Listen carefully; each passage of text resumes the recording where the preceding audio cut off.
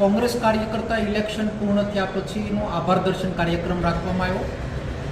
બધા જ જિલ્લાના કોંગ્રેસ કાર્યકર્તાનો સવિશેષ આભાર. સંસ્થાઓ, સામાજિક સંસ્થાઓ, ટ્રસ્ટી સંસ્થાઓ, બધી સંસ્થાઓનો આભાર અને ખાસ કરીને મારા મીડિયા ભાઈઓનો સહૃદયથી આભાર કે આ ઇલેક્શન કેમ્પેનિંગની અંદર ઇલેક્શન જે લડાણું એ અમરેલી જિલ્લાનું અનેરું ઇલેક્શન લડાણું અને તાકાતથી લડાણું. અહીંયા પરેશભાઈની ખોટ વર્તાતી હતી જે રાજકોટ લડતા હતા અને બધી જ અમારા ખંભા ઉપર જવાબદારી હતી અને અમરેલીના જિલ્લાની જનતાએ તાકાતથી કોંગ્રેસ પાર્ટીને ઇલેક્શન લડાવવામાં મદદ કરીશ ત્યારે બધાનો હૃદયથી આભાર માનું છું. ને પછીની જવાબદારી 4 તારીખની રિઝલ્ટ બાદ કોંગ્રેસ કાર્યકર્તાને એક નવી દિશામાં લઈ જવાની મેં પહેલ કરવાનો પ્રયત્ન કર્યો છે અને રોજે ઇલેક્શન લડતા હોય ત્યારે જ પ્રજાની વચ્ચે નહીં પણ કોંગ્રેસની જે નૈતિક જવાબદારી બને છે કે લોકોને પડતી મુશ્કેલીઓમાં લોકોની વચ્ચે રહેવું.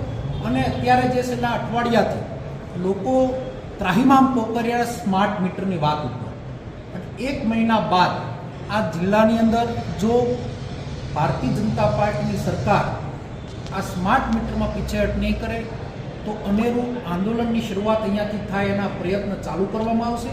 ગૃહિણીઓ હું જ્યારે જોઉં છું ત્યારે મીડિયા મારફત, સોશિયલ મીડિયા મારફત વીજ મથકો ઉપર જઈને એની હૈયાવરાળ નીકાળી રહ્યા છે. ભારતીય જનતા પાર્ટી મોટું ફંડ એની સંસ્થા માટે આ વીજ કંપનીઓ પાસેથી લીધેલું છે અને લોકોના ખિસ્સામાંથી ખંખેરી રહ્યા છે. સ્માર્ટ મીટર હટાવોની ઝુંબેશ અમરેલી જિલ્લાથી શરૂઆત કોંગ્રેસ પાર્ટી મારફત થાય અને લોકોની વ્યથા અને વેદનામાં કોંગ્રેસ પાર્ટીની ઢાલ બને એની એક નવી જવાબદારી સાથે 1 મહિના બાદ આ આંદોલનને આગળ વધારવાનો અમે આયોજનના ભાગરૂપે આગળ વધી રહ્યા છે. વિજય વિશ્વાસ કેટલો?